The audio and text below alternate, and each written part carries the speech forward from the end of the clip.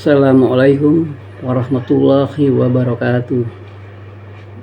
Kali ini saya akan berbagi pemahaman mengenai pemahaman di YouTube dan bukan berbagi ilmu di YouTube. Karena kalau berilmu mungkin saya bisa terbang, bisa ngapa-ngapain. Nah, artinya kita membahas tentang pemahaman di YouTube ya. Bahwasanya di YouTube ini yang kita ketahui semua ada istilah hak performing rate dan hak mechanical rate.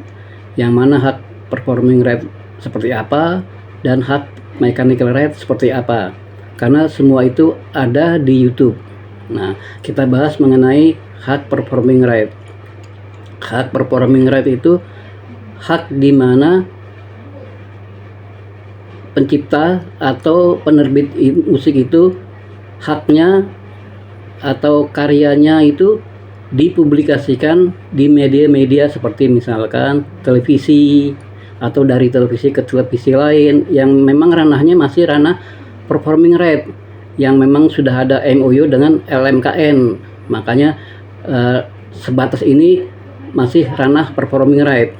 Dan bila konten tersebut diupload ke media lain atau ditransmisikan ke media lain atau dipindahkan media ke media lain yang komersil, nah itu baru disebut mechanical rate. Nah, dari sini kita akan melihat perbedaan yang mana mechanical rate, yang mana performing rate. Nah, kalau dalam mungkin kita ambil contoh kasus Lesti. Nah, kasus Lesti ini kita harus lihat siapa yang mengunggah, karena kalau kontennya berdiri sendiri itu ranahnya performing rate itu sudah diatur oleh LMKN. Yang salah ini adalah yang mengunggah. Siapakah yang mengunggah itu? Apakah Lesti Kejora ataukah konten kreator lain? Nah, itu mereka yang melanggar aturan. Dan di dalam aturan YouTube juga ada istilah konten profesional dan konten kreator yang tidak profesional. Artinya ada YouTuber profesional dan ada YouTuber tidak profesional. Yang profesional artinya bahwa konten tersebut telah menghasilkan dan bergabung dengan agregator, dan itu yang wajib berizin. Kalau bukan konten kreator yang profesional atau YouTuber profesional itu tidak berwajib berizin, namun pada YouTube ada aturan untuk men-take down. Nah, saran saya sih lebih baik dijadikan ajang promosi. Kemungkinan di suatu saat akan viral.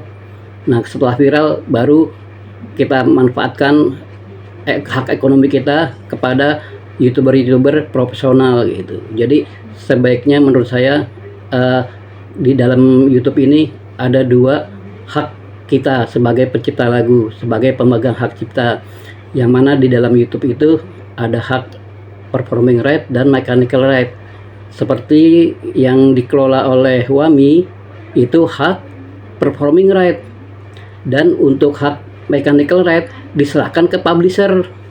Jadi harus terpisah yang mana mechanical rate, yang mana performing rate. Kita harus lebih jelas kepada pengelola ini. Dan saran saya juga ke depan harus adanya MOU tersendiri antara televisi dan para publisher.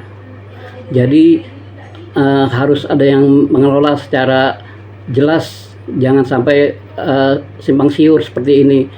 Penggunaan TV harus bagaimana, penguploadan yang diupload itu bagaimana. Saya rasa harus jelas kondisinya, regulasinya harus diatur lebih jelas gitu. Terima kasih. Wassalamualaikum warahmatullahi wabarakatuh.